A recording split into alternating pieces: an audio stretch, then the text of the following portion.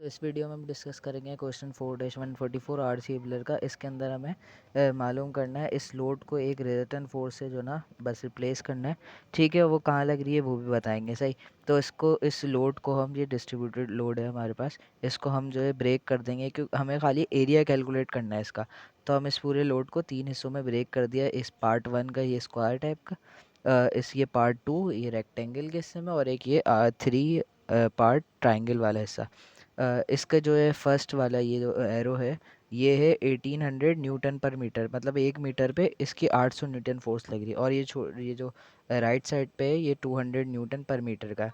तो हम पहले सही, तो पहले हम इसका स्क्वायर वाला बॉक्स है जैसे हमारे पास ये 2 मीटर का है, तो हम ये कैसे कैलकुलेट करेंगे कि 2 मीटर है तो 1 मीटर पे इसकी लग रही है 800 न्यूटन की फोर्स, तो 800 मल्टीप्लाई बाय 2, सिंपली इसको मल्टीप्लाई कर देंगे। 800 मल्टीप्लाई बाय 2 तो ये हो गया 600।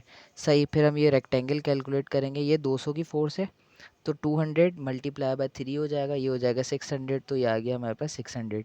सही है। इसी तरीके से ये थर्ड वाला ट्राइंगल है, ये फोर्स कितनी है हमारे पास 800 की है, और ये हमारे पास नीचे वाली 200 है। जैसे ये वाली पूरी फोर्स 800 की और नीचे वाली 200 की, तो बकाया कितनी बच गई हमारे पास, ये फोर्स कितनी बच गई 800 माइनस 200, ये हो गई 600 की। तो ये 600 की फोर्स है, तो ये 600 है हमारे पास, और ये 3 है, तो 6 मल्टीप्लाई बाय 3 हो गया हमारे पास 900। लेकिन इसको हम डिवाइड करेंगे 2 से, कैसे कि ये हमारे पास है 8 माइनस 2 600 मल्टीप्लाई बाय 2, और इसको मल्टीप्लाई बाय हाफ करेंगे क्योंकि ट्राइंगल है। ट्राइंगल का जैसे एरिया कैलकुलेट करते हैं, तो ये इसकी हाइट कितनी हो गई, मैंने बोला 800 माइनस का 200, तो ये हमारे पास आया 600। फिर इसको मल्टीप्लाई करेंगे 3 से, सॉरी, तो ये हो जाएगा 6 3 ज़ा 18, और फिर 2 से डिवाइड होके बन जाएगा हमारे पास 900। तो ये फोर्स हमारे पास आ गई 900 की, 900 की न्यूटन की आ गई, क्योंकि सही, इसको सिर्फ प्लस करेंगे तो हमारे पास रिजल्टेंट फोर्स होगी 3100 न्यूटन की। अब इसका हमें एक्स बार कैलकुलेट करना है, तो वो कैसे कैलकुलेट करेंगे हम, अगर इस ए के अबाउट अगर मोमेंट कैलकुलेट कर लें तो हमें इसका एक्स बार पता चल जाएगा। किस तरीके से पता चलेगा, अगर हम देखें मोमेंट इस पूरी फोर्स की वजह से जो होगा मोमेंट, वो बराबर होगा इनके सम के।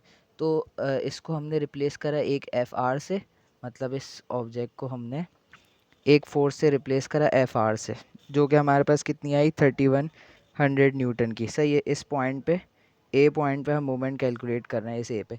तो इस फोर्स का जो डिस्टेंस होगा एक्स, वो हमें देखना है कि वो एक्स लग रहा होगा इसका मोमेंट पूरा टोटल के कर दिया। तो इंडिविजुअल फोर्स की वजह से वो मोमेंट लगेगा और इस रिजल्टेंट की वजह से वो लगेगा, वो दोनों बराबर होंगे। तो हमें ये एक्स डिस्टेंस ही कैलकुलेट करना है कि कितनी दूर लग रही है एक्स वो।